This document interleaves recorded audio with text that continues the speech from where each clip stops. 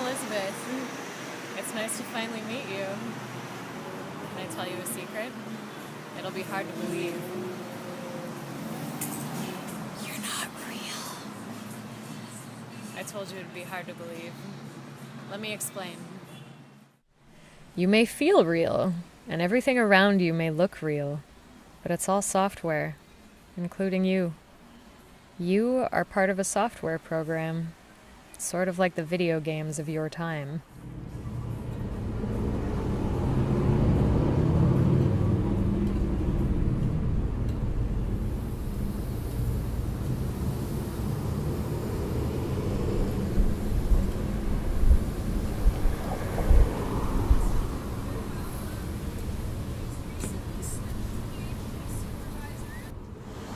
In your not-so-distant future, computer engineers will develop complex software simulations, allowing them to recreate anything they choose.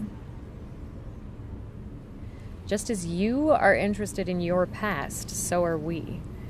Rather than reading textbooks or Wikipedia for our history, we're able to create computer simulations of our past. That's what you're a part of. I visited Richard in Los Angeles, and although I loved him very much, he wasn't real. But that doesn't mean that my love for him wasn't.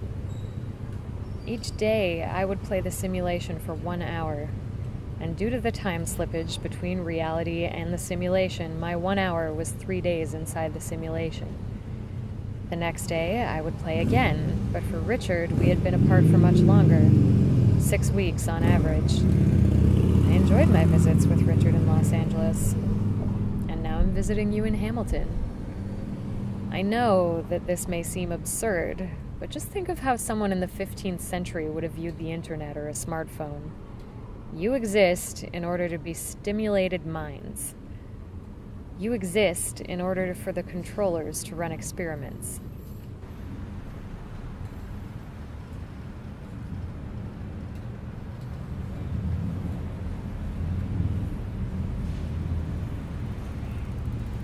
I know what you're thinking.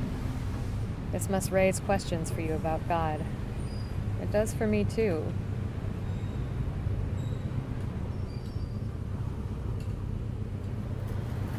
I sometimes think if I'm watching you in a simulation, does that mean somebody's watching me in a simulation? Try not to think about that.